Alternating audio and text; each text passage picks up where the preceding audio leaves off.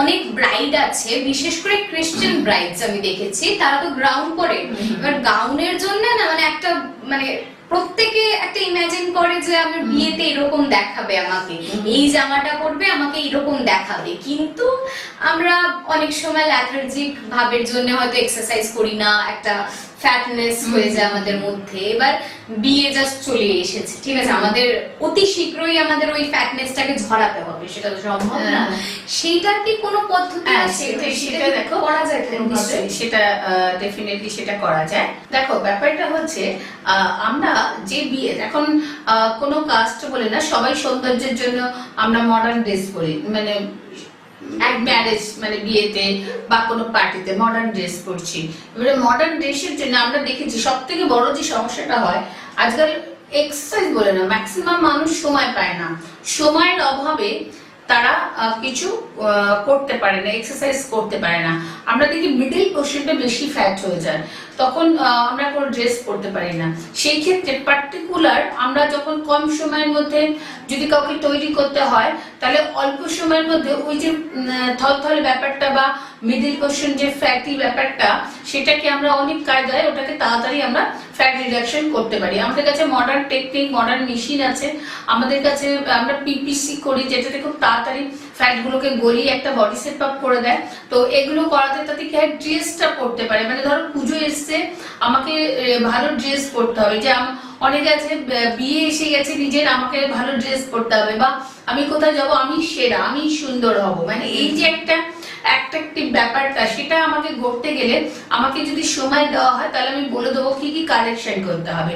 দেখো কারেকশনটা আমরা নিজেরাই করতে পারি, যে আমার যদি বডি শেপ আপ করতে হয় তাহলে একটু সময় দিয়ে আমাকে বডি কোথায় কোথায় ফ্যাট আছে সেই ফ্যাট গুলোকে মোল্ড করা, সেই ফ্যাট গুলো যাতে রিডাকশন হয়ে যায়, একদম সুন্দর পারফেক্ট যে একটা শেপ, সেই শেপে চলে আসে।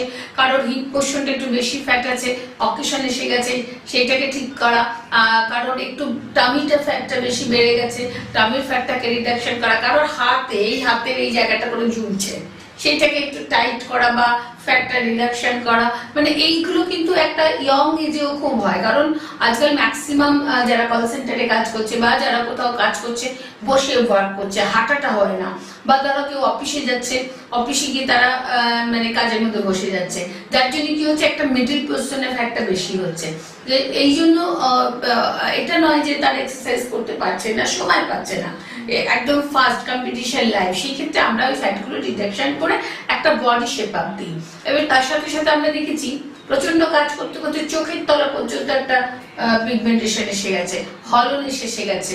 আমরা সেখানে একদম মানে আমাদের একটা দেখেছি খুব কম বয়সে একটা এজের ছাপ পড়ে গেছে, ছাপ পড়ে গেছে। মানে যে ব্রাইডাল মানে যে সাজবে বা যার বিয়ে, এমন তো না আমরা সেজে গুজে বিয়েতে বসলাম, কোথাও কালো ছোপ ছোপ দাগ বা প্যাচে এসে আমরা মেকআপ করে বসলাম, পরদিন যখন শ্বশুর বাড়ি গেলাম ন্যাচারাল যে আমার বিউটিটা সেটা কিন্তু দেখা যাচ্ছে না, তখন দেখতে খারাপ লাগছে, নিজেকে অস্বস্তি লাগছে। সেই ক্ষেত্রে আমরা কি করবো, সেই ক্ষেত্রে ন্যাচারাল বিউটি যদি পেতে হয়, আমি যদি মেকআপ ছাড়া সুন্দর হই, সেক্ষেত্রে আমাদের কি করতে হবে, মেকআপ তো ধরো আমাদের দিতেই হয়, আমাদের যখন বিয়ে মেকআপ দিতে হচ্ছে, কিন্তু মেকআপ ছাড়াও যাতে আমাদের সুন্দর লাগে সেটা করতে গেলে কি করতে হবে, সেটা করতে গেলে আমাদের যে মানে মেকআপের জন্য মানে যার জন্য আমরা মেকআপ করে সবসময় যাতে থাকতে পারছি না, কালো ছোপ ছোপ দাগ পড়ে যাচ্ছে বা মুখে র্যাশেস পড়ে রয়েছে, তার জন্য আমাদের কিছু কিছু ক্রিম আছে, কিছু প্রোডাক্ট আছে, সেই প্রোডাক্টগুলো আমরা অ্যাডভাইস করি।